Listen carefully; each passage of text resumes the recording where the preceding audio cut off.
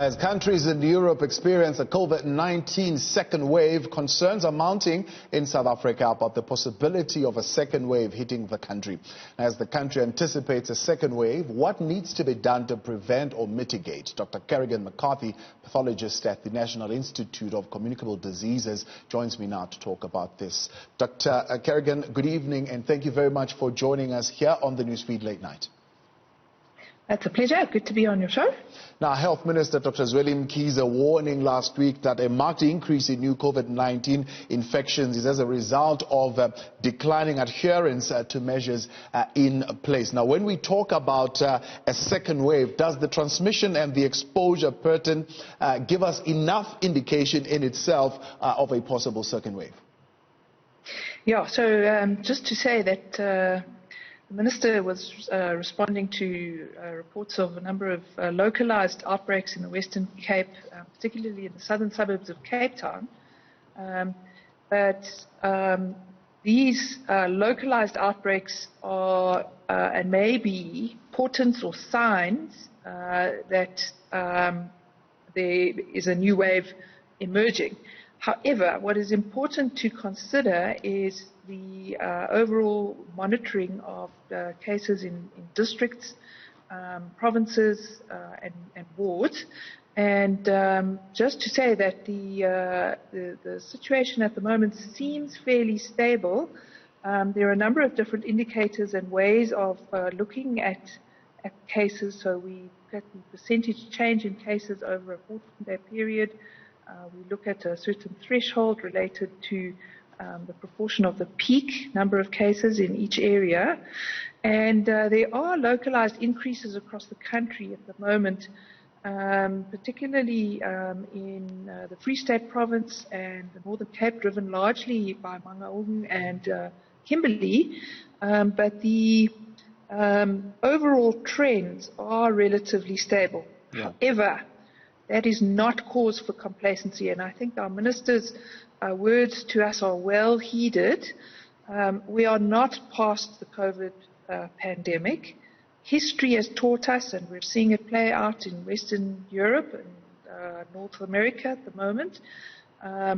There will be a second wave. I think there's a broad agreement across the South African epidemiologists and experts. What we don't know is the size of the second wave and the impact on the health system. Yeah. It's likely to be different in South Africa compared with what we've seen in Europe. Yeah. And the reason for that is that we, through serology studies or antibody studies, we've determined that the urban areas in South Africa had a very big first wave compared with what was seen in Europe. So there's early data showing that in some areas between 35 and 45% of people had past infection with COVID, certainly in areas of Cape Town and Gauteng. Yeah. But still, though, Dr. McCarthy, they say even though we had that early harshest lockdown, which was protracted, perhaps that wasn't the worst thing that could have happened to us. In the sense that, as I was saying, the outbreaks in Europe have had, after their first wave, a much, much smaller proportion of people were infected, under 10% in most cases. And the impact of that is that the broader population in South Africa has a higher level of immunity at the moment compared with many countries in Western Europe. And the impact of that, or the significance of that, is that when we have these localized outbreaks, they may not be able to spread in as exponential and frightening way as they are doing in Europe. So we may have more chance to contain the second wave, and our second wave may not be as large as our first. In fact, almost certainly won't be as large as our first wave. Now, it is believed that there are two ways in which to deal with this. Is to reduce transmission. It is the suppression route that we can go for, or the mitigation route that we can go for. Now, between the two, should South Africa see a second wave, which one would most likely work for the country and to preserve the economic considerations, because we have seen that the first lockdown really did hit the economy hard. Yes, so I think you ask a very critical question that people over the world are asking.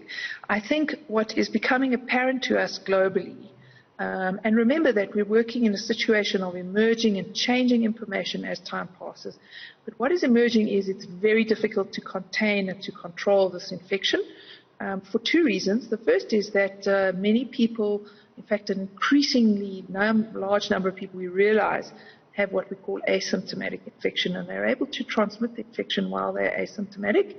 And the second reason is from health systems perspective, it's very difficult to contain and control cases once they've been identified.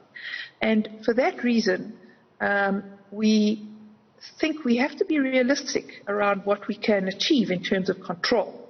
So this disease is not like measles, where there's an effective vaccination and we can aim for eradication. At the moment, there's no effective vaccination, and it is very difficult to contain the disease. So we have to look very carefully and decide, what do our goals of containment want to be? And at the moment, our target needs to be, firstly, to protect the vulnerable, and secondly, to protect the health services. And with that in mind, we have to be very considered around what measures, what public health interventions we offer, and suggest that the public and that the ministry and government take forward. So to answer your question more directly, it appears that the mitigation approach, as you call it, may have more value at this stage than an attempt to contain and control and eradicate this virus, which is not possible. Dr. McCarthy, we appreciate your time, and thank you very much for joining us tonight here on the News Feed Late Night.